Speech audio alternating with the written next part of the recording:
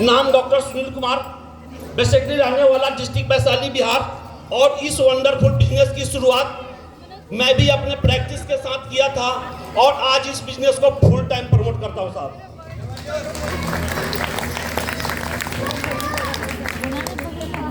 जब इस बिजनेस को शुरुआत किया, पहले बार इस बिजनेस को देखने का मौका मिला, जिनके माध्यम से इस बिजनेस को देखने का मौका मिला, अगर उनका नाम लूं तो जबरदस्त और जोरदार क्लैपिंग, जबरदस्ती नहीं, ध्यान रखना, और बिना म्यूजिक का। अगर रियल में चाहते हैं ना कि जुनून में अगर गर्मी है तो दिखाना पड़ेगा, हाँ जी, और ये म्यूजिक के तालियों से कभी नहीं दिखेगा। तो अगर अपलाइन का नाम लूं तो एक बार जबरदस्त और जोरदार क्लैपिंग। और यहाँ पे एक बात और कहना चाहूंगा, जितने भाई बहनें हैं प्लीज शांति से बैठे। हाँ जी बहन जी, शांति से आप लोग बैठेंगे तभी कुछ समझ में आएगा, नहीं तो शायद बार बार लोग कहेंगे कि भाई मीटिंग तो हमने इतने ज्वाइन कर लिया, इतने मीटिंग अटेंड किया, लेवल 1 भी नहीं आया। नहीं, ऐसा सुनने को मिलता है ना। तो इन बातों से अगर बचना चाहते हैं तो मीटिंग में आए हैं तो मीटिंग को समय दीजिए। अगर बात करना है तो बाहर बहुत सारा जगह खाली भी है। देखिए मेरी बातें बुरा लग सकती है, क्योंकि यहाँ पे हमारे बहुत सारे भाई और बहनें हैं ना जो भावी करोड़पति हैं और मैं उनको बना के रहूंगा साहब। तो साहब मैं कह रहा था कि जो इस बिजनेस को देखने का मौका मिला और जिनके माध्यम से देखने का मौका मिला, एक बार उनका नाम लूं तो जबरदस्त और जोरदार क्लैपिंग मिस्टर संजीव कुमार सिंह जी के लिए साहब।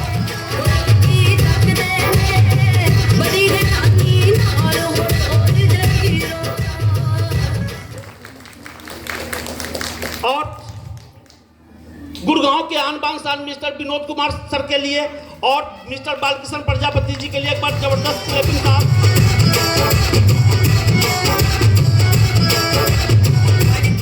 और उससे भी ज्यादा आज जिस कंपनी को लेकर हम लोग यहाँ पे उपस्थित हुए हैं, dolphin travel marketing private limited के मैनेजमेंट मिस्टर प्रदीप सर के लिए और प्रवीण कुमार जैन जी के लिए जबरदस्त।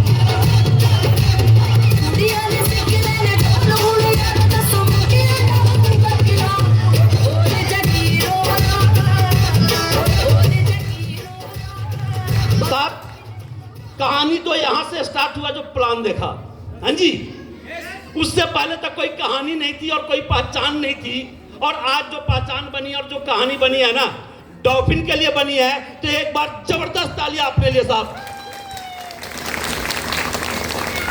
इस बिजनेस को देखा और बिजनेस रियल में वंडरफुल है, इसमें कोई डाउट नहीं है। ये बातें आज मैं कह रहा हूं, हाँ जी, लेकिन जब इस बिजनेस को देखा था उस समय मेरे मन में भी यही आया जो आप लोगों के मन में आता है। हाँ जी, क्या आता है मन में?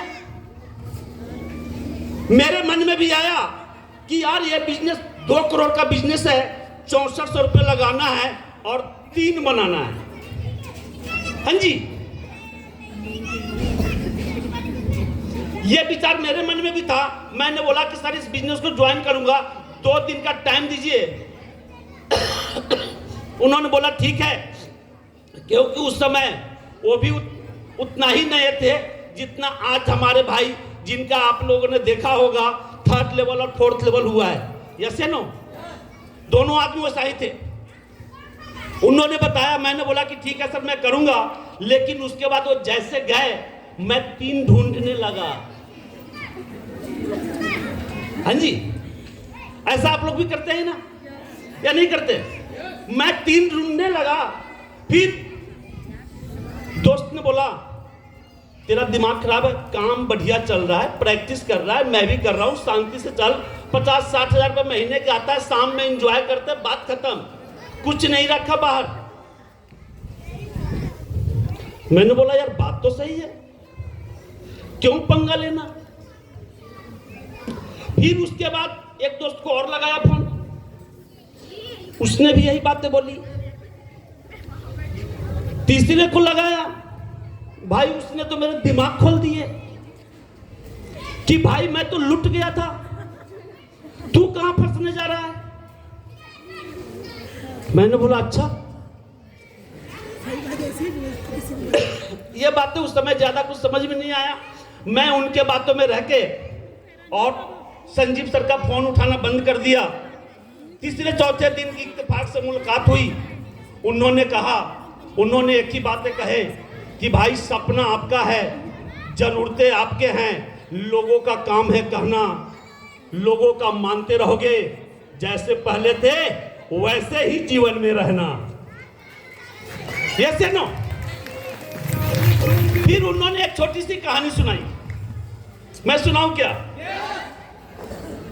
देखो, सीनियरों की साहब कहानी है और इतनी आसान सी भाषा में अगर सुना दो, इतनी आवाज में, तो कैसे मजा आएगा क्या? पक्का क्या? उन्होंने एक कहानी सुनाया और वो कहानी छोटी सी ऐसी थी। उन्होंने कहा कि साहब एक बाप बेटा मेला गया था और वहां से एक सुंदर सा घोड़ा खरीद के लाया। क्या खरीद के लाया जी? घोड़ा खरीद के लाया। और उस घोड़ा पे क्या था कि बाप बैठा हुआ था, बेटा चल रहा था। तो लोग ये कह रहे थे कि भाई ये कैसा निर्दयी बाप है कि बेटा पैदल चल रहा, बाप बैठा है। बाप को भी थोड़ा अजीब लगा। बाप ने क्या किया कि घोड़े से उतर गया, बेटे को बैठा दिया। फिर कुछ दूर चलने के बाद लोग कहने लगे, भाई ये कैसा बेटा है, बाप पैदल चल रहा है और ये घोड़े पर बैठ के चल रहा है। बाप और बेटा सोचा कि ये तो बड़ा मुश्किल है। बाप बेटा दोनों बैठ गया। फिर कुछ दूर चला। अब कुछ दूर चलने के बाद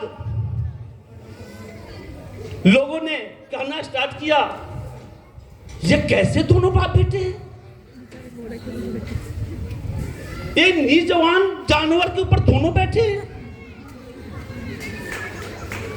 फिर दोनों बड़ा आश्चर्य रहा। दोनों ने क्या किया कि वो दोनों उतर गया और फिर घोड़े को दोनों बाप बेटा लेके जा रहा था।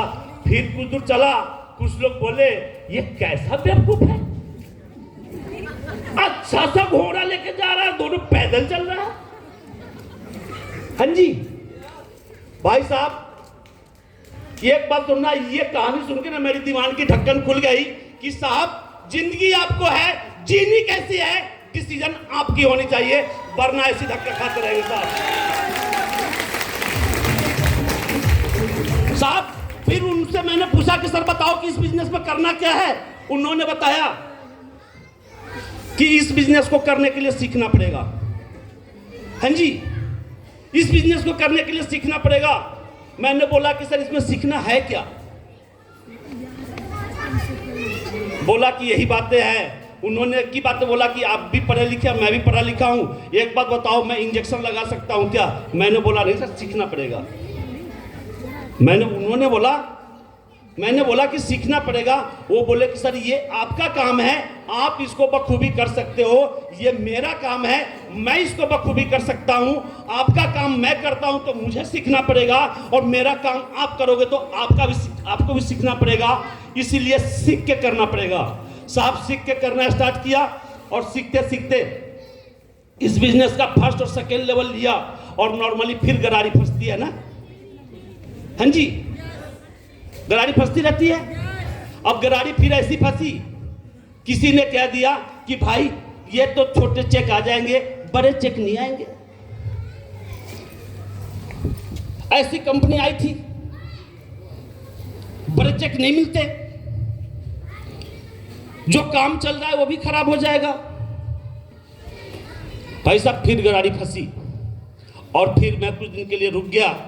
उसके बाद इस बिजनेस